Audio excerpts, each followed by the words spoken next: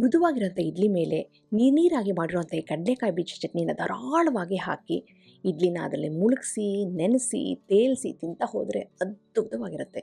ಈ ರುಚಿಯಾದಂಥ ಚಟ್ನಿನ ಮಾಡೋದು ಹೇಗೆ ಅಂತ ನೋಡೋಣ. ನಾನು ಆಶಾ, ನಿಮಗೆಲ್ಲರಿಗೂ ಅಡುಗೆ ಸಾಧನಕ್ಕೆ ಸ್ವಾಗತ. ಇವತ್ತಿನ ಈ ಕಡಲೆಕಾಯಿ ಬೀಜದ ಚಟ್ನಿಗೆ ಮುಖ್ಯವಾದಂಥ ಪದಾರ್ಥ ಅಂದರೆ ಕಡಲೆಕಾಯಿ ಬೀಜ.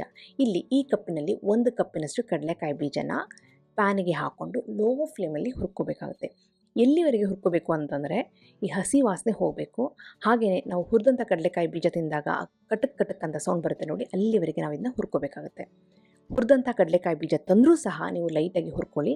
ಹಸಿ ಕಡಲೆಕಾಯಿ ಬೀಜ ಅಂದರೆ ಚೆನ್ನಾಗಿ ಒಂದು 7ರಿಂದ 8 ನಿಮಿಷ ಹುರ್ಕೊಂಡ್ರೆ ಈ ಚಟ್ನಿ ತುಂಬಾ ರುಚಿಯಾಗಿ ಬರುತ್ತೆ. ಈಗ ಕಡಲೆಕಾಯಿ ಬೀಜ ಎಲ್ಲ ಕಲರ್ ಚೇಂಜ್ ಆಗಿದೆ, ಆ ಸಿಪ್ಪೆನೂ ಸಹ ಬಿಡಿಸಿ ಬರ್ತಾ ಇದೆ. ಈಗ ನಾವು ಇದೇನು ಮಾಡಬೇಕು ಅಂತಂದರೆ ನೆಕ್ಸ್ಟ್ ಸ್ಟೆಪ್ಪಿನಲ್ಲಿ ಈ ಕಡಲೆಕಾಯಿ ಬೀಜ ಲೈಟಾಗಿ ಆರಿದೆ ಅಂದಾಗ ಕೈನಲ್ಲಿ ಉಜ್ಜಿಬಿಟ್ಟು ಮೇಲೆ ಇರುವಂಥ ಸಿಪ್ಪೆನ ತೆಗಿಬೇಕಾಗುತ್ತೆ. ಸಿಪ್ಪೆ ತೆಗೆಯೋದು ಈ ಚಟ್ನಿಗೆ ತುಂಬಾ ಮುಖ್ಯ. ಸಿಪ್ಪೆ ತೆಗೆದ್ರೆ ನೋಡೋದಕ್ಕೂ ಚೆನ್ನಾಗಿರುತ್ತೆ, ಚಟ್ನಿ ಕಲರ್ ಚೆನ್ನಾಗಿ ಬರುತ್ತೆ, ಜೊತೆಗೆ ತಿನ್ನೋದಕ್ಕೆ ರುಚಿನೂ ಸಹ ತುಂಬಾ ಚೆನ್ನಾಗಿರುತ್ತೆ. ಅಕಸ್ಮಾತ್ ಕಡಲೆಕಾಯಿ ಬೀಜ ಹುರಿಯೋದಕ್ಕೆ ಟೈಮ್ ಇಲ್ಲ, ಸಿಪ್ಪೆ ತೆಗಿಯೋಕ್ಕಾಗಲ್ಲ ಅಂದರೆ ಅಂಗಡಿನಲ್ಲಿ ಚೆನ್ನಾಗಿ ಹುರಿದು ಸಿಪ್ಪೆ ತೆಗೆದಿರೋಂಥ ಕಡಲೆಕಾಯಿ ಬೀಜನೇ ಸಿಗುತ್ತೆ, ಅದನ್ನು ಸಹ ತೊಗೊಂಡು ಇದನ್ನ ಚಟ್ನಿನ ಡೈರೆಕ್ಟಾಗಿ ಮಾಡ್ಬೋದು. ಈಗ ನೋಡಿದರೆ ಸಿಪ್ಪೆನ ತೆಗೆದುಬಿಟ್ಟು ಸಿಪ್ಪೆನೆಲ್ಲ ಕ್ಲೀನ್ ಮಾಡಿ ಇಲ್ಲಿ ಕಡಲೆಕಾಯಿ ಬೀಜನ ರೆಡಿ ಮಾಡಿಟ್ಕೊಂಡಿದ್ದೀನಿ. ಸಿಪ್ಪೆ ಇಲ್ದಿರೋ ಅಂಥ ಕಡಲೆಕಾಯಿ ಬೀಜ ರೆಡಿ. ಇಷ್ಟು ಆದರೆ ಚಟ್ನಿ ಮುಕ್ಕಾಲು ಭಾಗದಷ್ಟು ಆಗಿದೆ ಅಂತ ಅರ್ಥ. ಈಗ ಈ ಕಡಲೆಕಾಯಿ ಬೀಜನ ಮಿಕ್ಸಿ ಜಾರಿಗೆ ಹಾಕ್ಕೊಂಡಿದ್ದೀನಿ. ನೆಕ್ಸ್ಟ್ ಇದಕ್ಕೆ ಕೆಲವು ಪದಾರ್ಥಗಳನ್ನ ಸೇರಿಸಬೇಕಾಗುತ್ತೆ. ಅದನ್ನು ಹಾಗೇ ಹಾಕೋದ್ರ ಬದಲು ಲೈಟಾಗಿ ಬಾಡಿಸಿ ಹಾಕ್ಕೊಂಡ್ರೆ ತುಂಬಾ ರುಚಿಯಾಗಿ ಬರುತ್ತೆ. ಅದಕ್ಕೋಸ್ಕರ ಇಲ್ಲಿ 1 ಟೀ ಸ್ಪೂನಷ್ಟು ಎಣ್ಣೆನ ಪ್ಯಾನಿಗೆ ಹಾಕ್ಕೊಂಡು ಆ ಎಣ್ಣೆ ಸ್ವಲ್ಪ ಮಟ್ಟಿಗೆ ಬಿಸಿಯಾಗಿದೆ ಅಂದಾಗ ಒಂದು 7ರಿಂದ 8 ಸಾಂಬಾರು ಈರುಳ್ಳಿ, ಖಾರಕ್ಕೆ ತಕ್ಕಂತೆ ಕೆಂಪು ಮೆಣಸಿನಕಾಯಿ, ಹಾಗೆಯೇ 2 ಬೆಳ್ಳುಳ್ಳಿನ ಸೇರಿಸ್ತಾ ಇದ್ದೀನಿ. ಸಾಂಬಾರು ಈರುಳ್ಳಿ ಇಲ್ಲಾಂದರೆ ಒಂದು ಅರ್ಧ ರೆಗ್ಯುಲರ್ ಈರುಳ್ಳಿನೇ ಸೇರಿಸಬಹುದು. ಖಾರಕ್ಕೆ ತಕ್ಕಂತೆ ಕೆಂಪು ಮೆಣಸಿನಕಾಯಿನ ಹೆಚ್ಚು ಕಡಿಮೆ ಮಾಡ್ಕೋಬೋದು. ಅದನ್ನು ಬಾಡಿಸಿದ ಮೇಲೆ ಇಲ್ಲಿ ಒಂದು ಅರ್ಧ ಟೀ ಸ್ಪೂನಷ್ಟು ಜೀರಿಗೆ, ಸ್ವಲ್ಪ ಹುಣಸೆ ಹಣ್ಣನ್ನು ಸೇರಿಸಿ ಅದನ್ನು ಸಹ ಲೈಟಾಗಿ ಬಾಡಿಸ್ಕೊಳ್ತಾ ಇದ್ದೀನಿ. ತುಂಬಾ ಸಿಂಪಲ್ಲಾಗಿ ಮಾಡುವಂಥ ಈ ಕಡಲೆಕಾಯಿ ಬೀಜದ ಚಟ್ನಿ ತಿನ್ನೋದಕ್ಕಂತೂ ಅದ್ಭುತವಾಗಿರುತ್ತೆ. ಇಡ್ಲಿ ದೋಸೆ ಜೊತೆಂತೂ ಬೆಸ್ಟ್ ಕಾಂಬಿನೇಷನ್ ಅಂತಲೇ ಹೇಳ್ಬೋದು.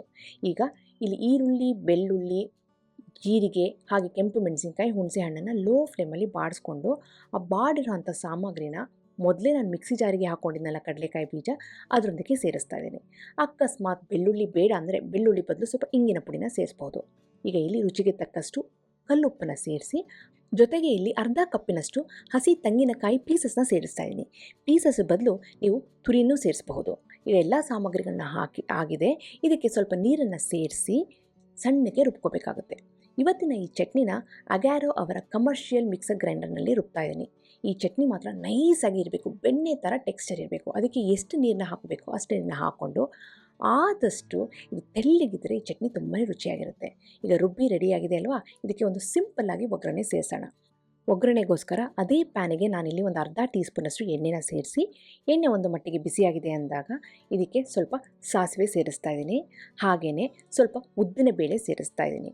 ಜೊತೆಗೆ 1 ಕೆಂಪು ಮೆಣಸಿನಕಾಯಿನ ಈ ರೀತಿ ತುಂಡು ಮಾಡಿಕೊಂಡು ಒಗ್ಗರಣೆಗೆ ಸೇರಿಸ್ಕೊಂಡು ಇದನ್ನು ಸಹ ಇಲ್ಲಿ ಬಾಡಿಸ್ಕೊಳ್ತಾ ಇದ್ದೀನಿ.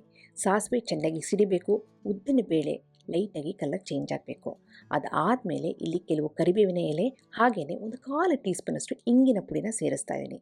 ಇದನ್ನೆಲ್ಲನೂ ಚೆನ್ನಾಗಿ ಬಾಡಿಸ್ಕೊಂಡು ಬಿಸಿಯಾದಂಥ ಒಗ್ಗರಣೆನ ನಾವು ಮೊದಲೇ ಸಣ್ಣಗೆ ರುಬ್ಕೊಂಡಂಥ ಆ ಚಟ್ನಿ ಮೇಲೆ ಹಾಕಿ ಮಿಕ್ಸ್ ಮಾಡಿದರೆ ಅದ್ಭುತವಾದಂಥ ನೀರಾಗಿರೋ ಅಂಥ ಕಡಲೆಕಾಯಿ ಬೀಜದ ಚಟ್ನಿ ರೆಡಿ.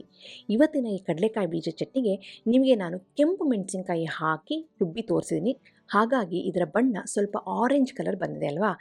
ಈ ಕೆಂಪು ಮೆಣಸಿನಕಾಯಿ ಬದಲು ನೀವು ಹಸಿ ಮೆಣಸಿನಕಾಯಿನೂ ಸಹ ಇಲ್ಲಿ ರುಬ್ಬಿ ಸೇರಿಸ್ಬೋದು. ಅದೊಂಥರ ಡಿಫ್ರೆಂಟ್ ಆಗಿರುತ್ತೆ, ಕಲ್ಲರು ಸ್ವಲ್ಪ ಲೈಟಾಗಿ ಚೇಂಜ್ ಆಗುತ್ತೆ.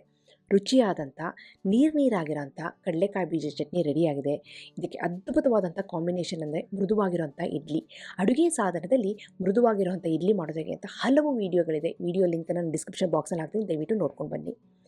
ಈ ಇಡ್ಲಿ ಮೇಲೆ ಧಾರಾಳವಾಗಿ ನೀರಾಗಿರುವಂಥ ಕಡಲೆಕಾಯಿ ಬೀಜ ಚಟ್ನಿನ ಹಾಕಿ ಇಡ್ಲಿನ ನೆನೆಸಿ ತಿಂತಾ ಇದ್ದರೆ ಅಮೃತ ಇದ್ದಂಗಿರುತ್ತೆ.